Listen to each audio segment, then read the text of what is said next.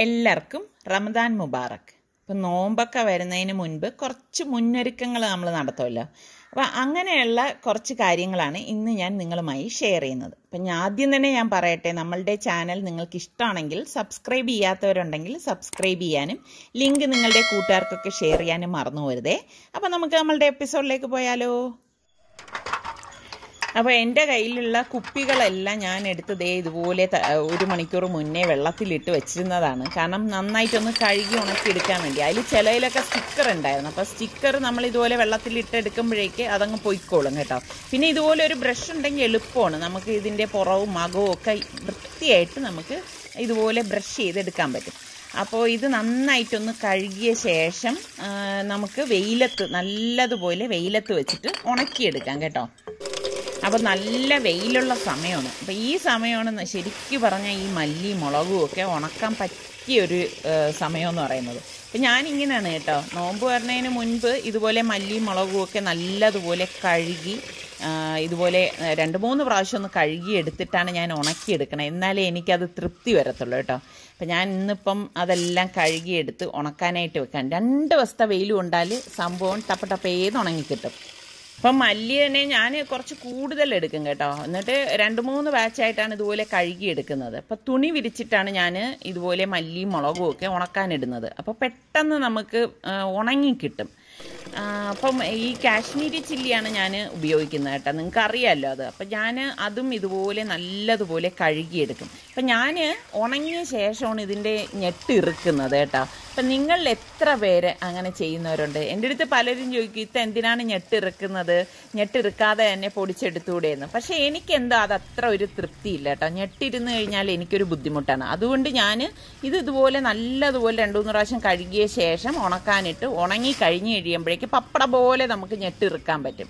പിന്നെ പ്രാവും കാക്കയൊന്നും വന്ന് ഇത് കൊത്തിക്കൊണ്ട് പോകാതിരിക്കാൻ വേണ്ടിയിട്ട് ഞാൻ ഇതുപോലെ ഒരു നെറ്റ് ഉണ്ടല്ലോ, ഈ നെറ്റ് ഇങ്ങനെ പിടിച്ച് വലിച്ചങ്ങിടും. അപ്പോൾ സുഖമാണ്, നമ്മളിതിന് കാവൽ നിൽക്കണ്ട.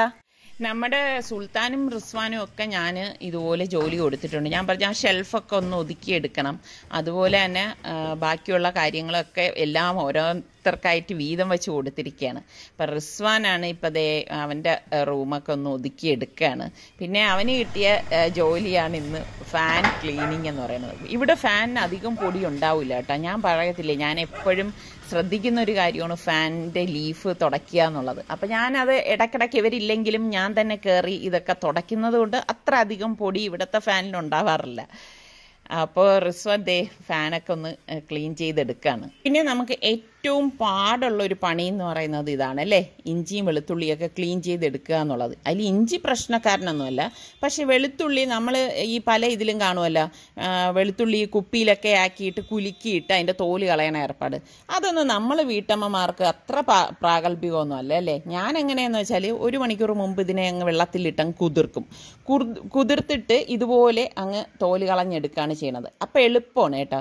ഇതിപ്പോൾ ഞാൻ 1 കിലോ വെളുത്തുള്ളി വാങ്ങിച്ചതാണ്. 1 കിലോ വെളുത്തുള്ളിക്ക് എനിക്ക് തോന്നണ് അതിൻ്റെ തോലാണ് ഇതിനേക്കാളും കൂടുതലുള്ളതെന്ന്. ഏകദേശം അത്രത്തോളം തന്നെ 1/2 കിലോയോളം തോല് തന്നെ ഇവിടെ ഉണ്ട് കേട്ടോ. അപ്പോൾ ഞാൻ എടുക്കണ കണക്ക് എങ്ങനെയാണെന്ന് വെച്ചാൽ 1 കിലോ വെളുത്തുള്ളിക്ക് 1 കിലോ ഇഞ്ചി എടുക്കും. അപ്പോൾ ഇഞ്ചി ആണെങ്കിൽ നമ്മളിതുപോലെ അങ്ങ് ചുരണ്ടിയെടുക്കും. അപ്പം എനിക്കാണെങ്കിൽ ഗൾഫിലുള്ള ഇഞ്ചിയൊക്കെ വെളുത്തുള്ളിയൊക്കെ പൊളിക്കാനാണ് ഇഷ്ടം കേട്ടോ. കാരണം പെട്ടെന്ന് നമുക്ക് വലിയ സൈസായതുകൊണ്ട് പെട്ടെന്ന് പൊളിച്ചെടുക്കാൻ സാധിക്കും. പക്ഷേ ടേസ്റ്റ് കൂടുതൽ ഏതാണെന്ന് ചോദിച്ചാൽ നമ്മുടെ നാട്ടിലത് തന്നെയാണ് കേട്ടോ. എപ്പോഴും അതിന് തന്നെയാണ് ടേസ്റ്റ് കൂടുതൽ.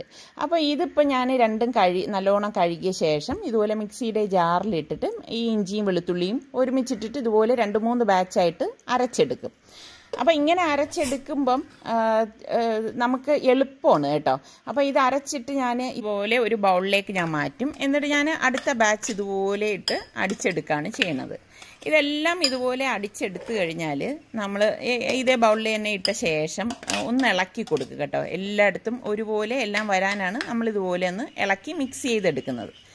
അതിനുശേഷം നമ്മൾ ചെയ്യണമെന്ന് വെച്ചാൽ നല്ല ഒരു പരന്ന സ്റ്റീൽ പാത്രം എടുക്കും കേട്ടോ. ഇതുപോലത്തെ സ്റ്റീൽ പ്ലേറ്റ് എടുത്തിട്ട് അതിലേക്ക് ഞാൻ 2-3 പ്ലേറ്റ് എടുക്കുക. നമ്മളുടെ ആ ഇഞ്ചിയുടെയും വെളുത്തുള്ളിയുടെയും കണക്കിനനുസരിച്ച് ഇതുപോലെ ഒന്ന് ലെവൽ ചെയ്ത് കൊടുക്കും.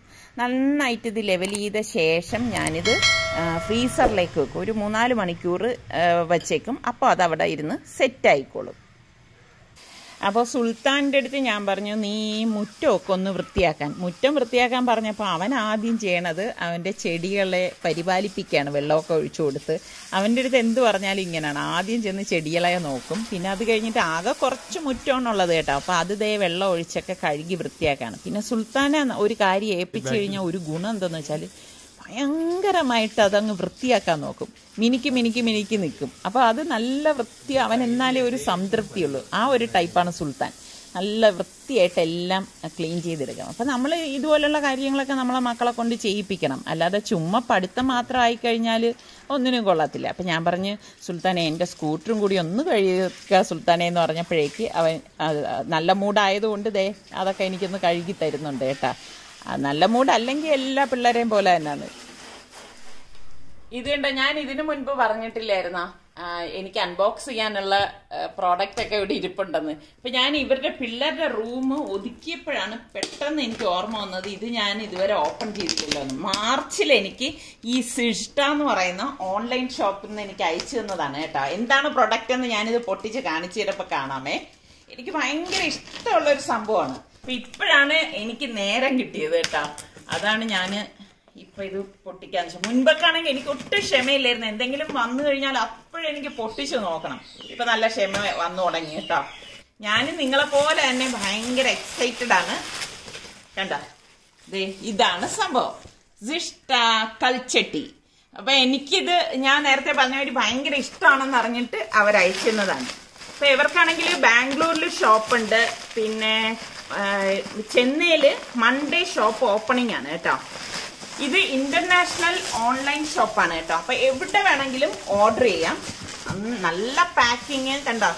നിങ്ങൾക്ക് ഇത് വേണ്ടവര് ഞാൻ ഇതിന്റെ ലിങ്ക് ഡിസ്ക്രിപ്ഷൻ ബോക്സിൽ കൊടുത്തിരിക്കാം. അപ്പോൾ താല്പര്യമുള്ളവർക്ക് ഉടൻ തന്നെ വാങ്ങിക്കാവുന്നതാണ്. എന്നാ മോനെ ഇത് കട്ട് ചെയ്യും. നല്ല പാക്കിങ് കേട്ടോ, ഒരു രീതിയിലൊന്നും പറ്റത്തില്ല, അതുപോലെ പാക്ക് ചെയ്ത് വന്നിരിക്കുകയാണ്. ഈ ബബിള് പൊട്ടിച്ച് കളിക്കാൻ ഇഷ്ടമുള്ളവർ നമുക്കിടയിലില്ലേ? എത്ര പേരുണ്ട്?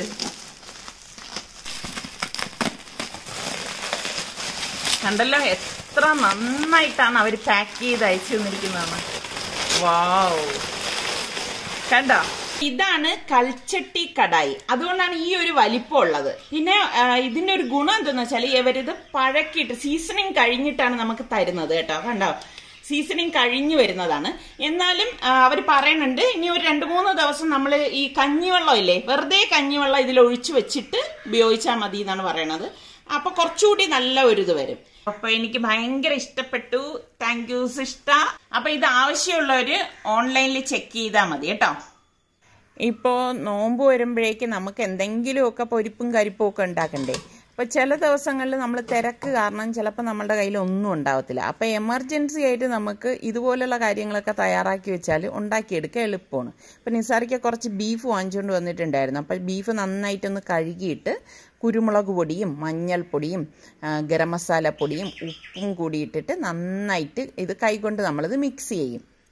നല്ലതുപോലെ ഇതുപോലെ എല്ലായിടത്തും ഈ മസാലപ്പൊടികൾ ചേരത്തക്ക രീതിയിലൊന്ന് മിക്സ് ചെയ്തെടുക്കണം കേട്ടോ. എന്നിട്ട് ഞാനാണെങ്കിൽ ഒട്ടും വെള്ളം ചേർക്കത്തില്ല. എനിക്കിങ്ങനെ വെള്ളം ചേർത്ത് വേവിച്ചെടുക്കുന്നത് ഇഷ്ടമേ അല്ല. അതിൻ്റെ ആ ഒരു ഇതൊക്കെ നഷ്ടപ്പെടും അങ്ങനെ ചെയ്താൽ. എന്നിട്ട് പ്രഷർ കുക്കർ അടച്ചിട്ട് ഒരു 4 വിസിൽ വരെ ഞാനിത് വേവിച്ചെടുക്കും. പിന്നെ ഓരോരുത്തരുടെ കുക്കറിനെയൊക്കെ ഡിപ്പെൻഡ് ചെയ്തിരിക്കും. അപ്പോൾ ബീഫ് വേകുന്ന നേരം കൊണ്ട് ഞാനിവിടെ ഗരം മസാല പൊടിച്ചെടുക്കാൻ വേണ്ടിയിട്ട് കുറച്ച് വാങ്ങിച്ചു വെച്ചിട്ടുണ്ട്. ഇപ്പം നമ്മളുടെ കിട്ടുന്നത് ഇതുപോലത്തെ പാക്കറ്റുകൾ കിട്ടുമല്ലോ വാങ്ങിക്കാനായിട്ട്. അപ്പോൾ അതിൽ പെരിഞ്ചീരകം ഇതുപോലെ സെപ്പറേറ്റ് കാണും, പിന്നെ പട്ട, ഗ്രാമ്പൂ, ഏലക്ക, കുരുമുളക് അതൊക്കെ പ്രത്യേകം കാണും, ജാതിപത്രി ഇങ്ങനെയുള്ള ഐറ്റംസ്. അപ്പോൾ അത് ഞാൻ സെപ്പറേറ്റ് ചെയ്തെടുക്കും കേട്ടോ. അങ്ങനെ എടുക്കണം എന്തെന്ന് വെച്ചാൽ ഇത് ഫുള്ളായിട്ട് നമ്മൾ ഇതിലേക്ക് ഇടത്തില്ല. എന്ന് വെച്ചാൽ പെരിഞ്ചീരകം ഇത് ഇത്രയും ഉപയോഗിക്കും. പക്ഷേ ഈ മസാല ഇടണയിൽ ശരിക്കും പറഞ്ഞാൽ ഈ വിറക് കഷ്ണം പോലെയുള്ള കൊള്ളി കഷ്ണങ്ങളൊക്കെ ഇതിൻ്റെ അകത്ത് ഇട്ടിട്ടുണ്ടാവും. അപ്പോൾ അതൊന്നും നമുക്ക് ആവശ്യമില്ല. ഇവർ ഈ തന്നിരിക്കണത് പോലെ നമ്മളിട്ട് വറുത്ത് പൊടിച്ചെടുക്കുകയാണെങ്കിലുണ്ടല്ലോ നമുക്കത് കഴിക്കാനേ പറ്റത്തില്ല, ഭയങ്കര കവർപ്പായിരിക്കും. അപ്പോൾ ഇതാ ഇതുപോലത്തെ വലിയ വലിയ വിറക് കഷ്ണങ്ങൾ പോലെയുള്ള പട്ടയും ആവശ്യമില്ലാത്ത സാധനങ്ങളൊക്കെ ഞാൻ ഇതിൽ നിന്ന് മാറ്റാണ്. എന്നിട്ട് ആവശ്യമുള്ളത് മാത്രമേ ഞാൻ ഇതിലേക്ക് ഇടത്തുള്ളൂ. ഇതിൽ തന്നെ ഒരുപാട് ആവശ്യമില്ലാത്ത സാധനങ്ങൾ അവർ ഇതുപോലെ ഇട്ടേക്കും കേട്ടോ. അപ്പോൾ ഇതൊക്കെ മാറ്റിയിട്ട് പട്ടയുടെ ചെറിയ ചെറിയ പീസുള്ള പട്ട മാത്രമേ ഞാൻ എടുക്കത്തുള്ളൂ. ഇങ്ങനെയൊക്കെ നമ്മൾ നോക്കി ഉണ്ടാക്കുമ്പോൾ നമുക്ക് നല്ല ഗരം മസാല ഉണ്ടാക്കിയെടുക്കാൻ പറ്റും. അതിൻ്റെ ഒപ്പം തന്നെ ഞാൻ ദേ ഒരു പിടി ഏലക്കയും കൂടി ഇട്ട് കൊടുക്കുകയാണ്. അപ്പം അവർ ഈ മസാലയിൽ അങ്ങനെ ഏലക്കയൊന്നും അധികം ചേർക്കത്തില്ല, കാരണം ഏലക്കയൊക്കെ ഭയങ്കര പൈസയല്ലേ, അതുകൊണ്ട് അതൊന്നും അധികം അതിലുണ്ടാവത്തില്ല. അപ്പോൾ ഇതുപോലെയുള്ളത് നമ്മൾ അഡീഷണൽ ആഡ് ചെയ്തിട്ട് തീ കുറച്ചിട്ട് ഇരുമ്പച്ചട്ടിയിലിട്ട് ഇതുപോലെ ഒന്ന് വറുത്തെടുക്കും. ചൂടാക്കി എടുത്ത ശേഷം ഇതുപോലെ മിക്സിയുടെ ജാറിലിട്ടൊന്ന് പൊടിച്ചെടുക്കും. ഇത് നല്ലതുപോലെ പൊടിച്ച ശേഷം ഞാനൊരു മുറത്തിലേക്ക് ഒരു പേപ്പർ ഇതുപോലെ വിരിച്ച് വെച്ചിട്ടുണ്ട്. അപ്പോൾ ആ പേപ്പറിലേക്ക് ഈ പൊടിച്ച മസാലപ്പൊടി ഇട്ട് കൊടുക്കും. അങ്ങനെ ഇടണ എന്താണെന്ന് വെച്ചാൽ ഇത് നല്ലതുപോലെ തണുത്ത ശേഷം നമ്മൾ ബോട്ടിലാക്കി സൂക്ഷിക്കത്തുള്ളൂ. ഇതുപോലെ ഒന്ന് ലെവൽ ചെയ്ത് കൊടുക്കണം കേട്ടോ. അപ്പോൾ ഇത് വറുക്കുന്നതിൻ്റെ ഇടയിൽ തന്നെ ഞാൻ കുക്കർ ഓഫ് ചെയ്തിട്ടുണ്ടായിരുന്നു. ഇതേ കണ്ടോ, നമ്മളുടെ ബീഫ് ഇവിടെ പാകത്തിന് വെന്ത് വന്നിട്ടുണ്ട്. അപ്പോൾ കുറച്ച് ചാറും കൂടി ഒന്ന് വറ്റിച്ചെടുക്കാനുണ്ട്. അപ്പം ഞാൻ ഗ്യാസ് ഓൺ ചെയ്ത് ആ ചാറങ്ങ് വറ്റിച്ചെടുക്കും. എന്നിട്ട് തണുത്ത ശേഷം ഇത് കണ്ടെയ്നറിലാക്കി ഫ്രീസറിൽ സൂക്ഷിക്കുകയാണ് ചെയ്യുന്നത്. അപ്പം നമ്മൾ ഫ്രീസറിൽ വെച്ച് സെറ്റായ ഇഞ്ചിയും വെളുത്തുള്ളിയാണ്. ഞാൻ അതിലൊരു പീസ് ഞാൻ കട്ട് ചെയ്തപ്പോഴാണ് ഓർത്തത് വീഡിയോ എടുത്തില്ലല്ലോ എന്ന്. അപ്പോൾ പെട്ടെന്ന് ഇത് പിന്നെ ഓൺ ചെയ്തെടുക്കുകയാണ് ചെയ്തത്. ഇതേ കണ്ടോ, ഇതുപോലെ കട്ട് ചെയ്ത് ഞാൻ എടുക്കുകയാണ് ചെയ്യുന്നത്. അപ്പോൾ എളുപ്പമല്ലേ നമുക്കിത് റെഡിയാക്കി എടുക്കാൻ. അതായത് നമുക്കിപ്പോൾ ഒരു ചിക്കൻ കറിയിലൊക്കെ വേണമെങ്കിൽ, അതുകൊണ്ടാണ് എൻ്റെ വീഡിയോ കാണുമ്പോൾ ഞാൻ ഇതുപോലെ ക്യൂബ് ഇടുന്നത് കാണുന്നത് കേട്ടോ. ഞാൻ ഇതുപോലെ റെഡിയാക്കി അങ്ങ് വെക്കും. അപ്പോൾ ഇതുപോലെ സിപ്ലോ കവറിലാക്കുകയാണെങ്കിൽ നമുക്ക് എളുപ്പമാണ്.